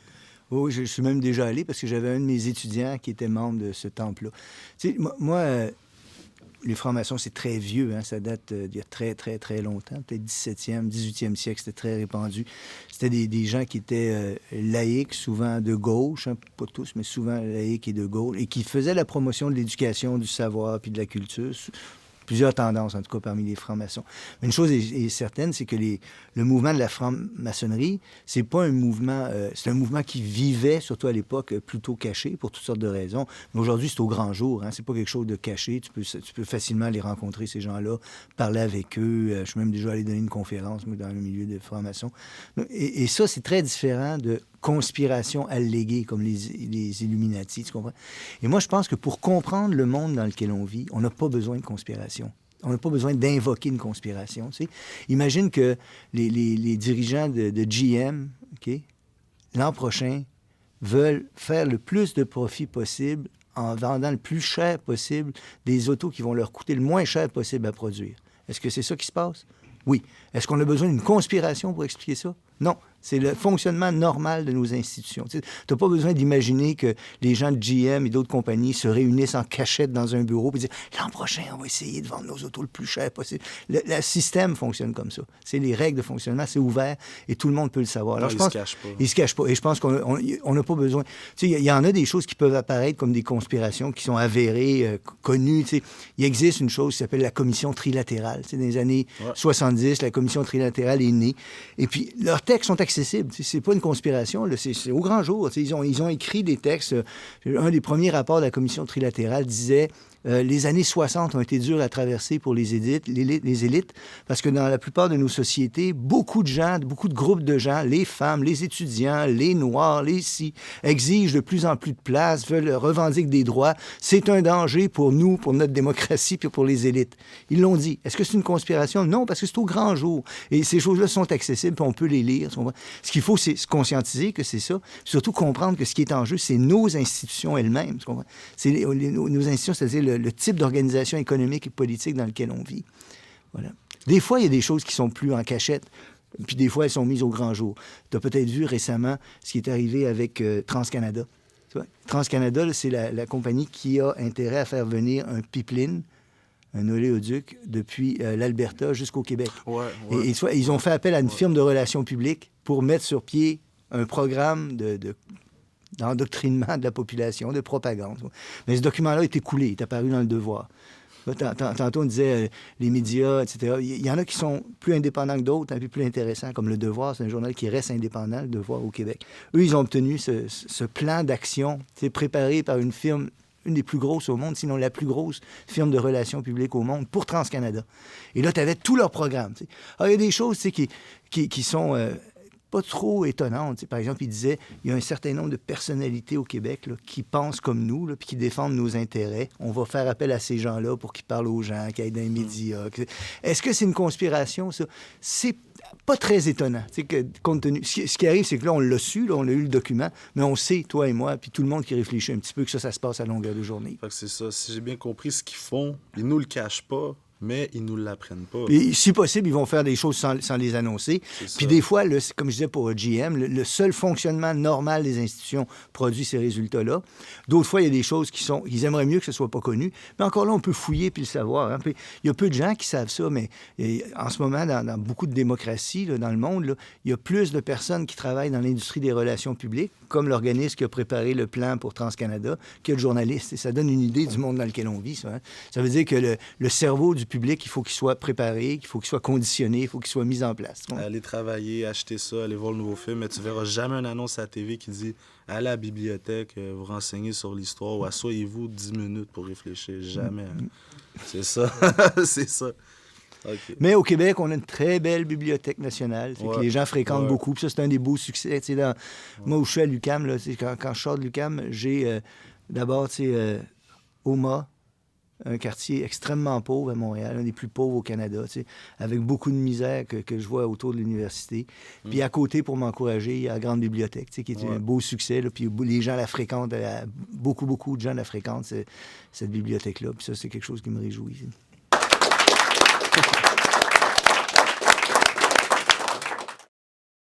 Bienvenue où Pierre-Hugues Boisvenu n'est plus la bienvenue. Contrairement à Guy Turcotte, nous, on a été prévenus.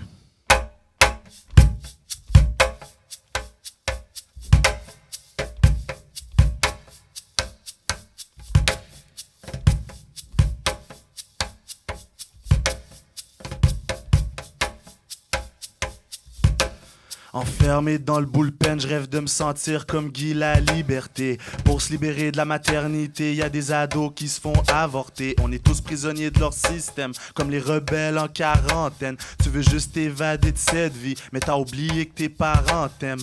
Enfermé sur toi-même dans une société où on peut plus s'exprimer. Le premier ministre va arracher les cordes vocales de la voix des opprimés. Ils veulent nous supprimer, nous faire croire que la vérité est imprimée. T'as compris, mais tu continues à déprimer sur les faits de leur comprimé.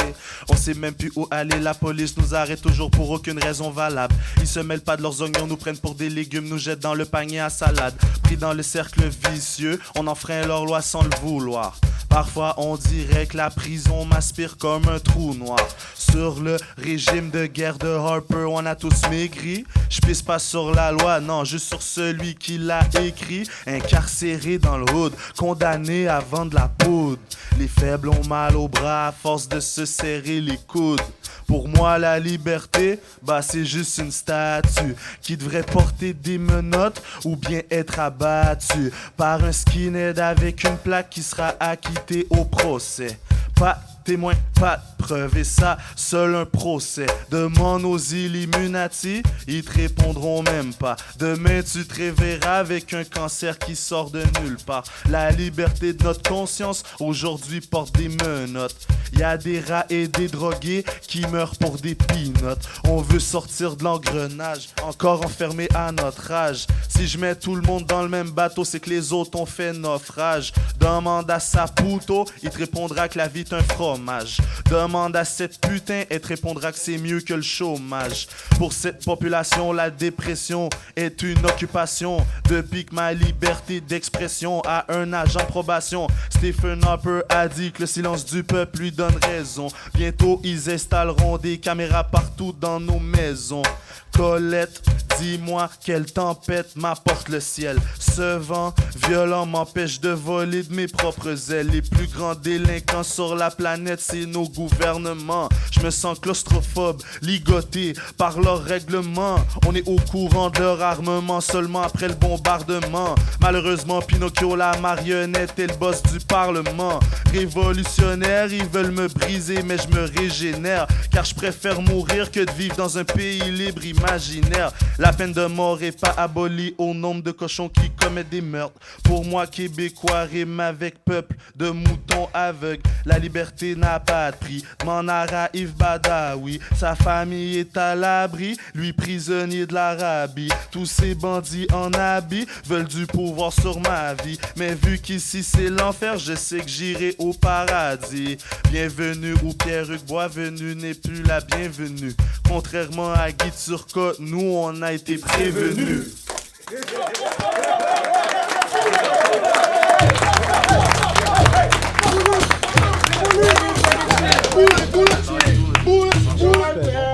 Des belles images puis des beaux c'est des contraires qui se répondent, j'aime beaucoup ça.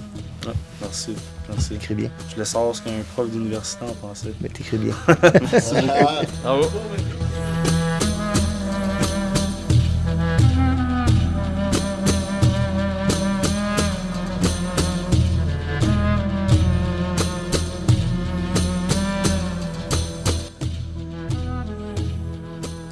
Normand Baillargeon. Bonjour. Vous êtes un professeur, un éducateur, un des plus beaux métiers au monde. C'est vrai. Avec vos connaissances de la philosophie, de l'éducation, vous êtes une mine d'or. J'irais même aussi loin à dire que vous, personnellement, vous êtes un trésor québécois. Je vous souhaite le bonheur et la santé. Je souhaite à votre ami et à notre ami Raif Badawi la liberté. Si on est chanceux, on va peut-être l'avoir au souverain anonyme un jour. Et que j'aimerais ça. Et puis, au nom de tous mes camarades aussi, Raymond Baillargeon, Normand Baillargeon. Excusez-moi. Tu sais que Raymond, c'était mon père. Ah bon? Dont je parlais tantôt. Ça tombe bien.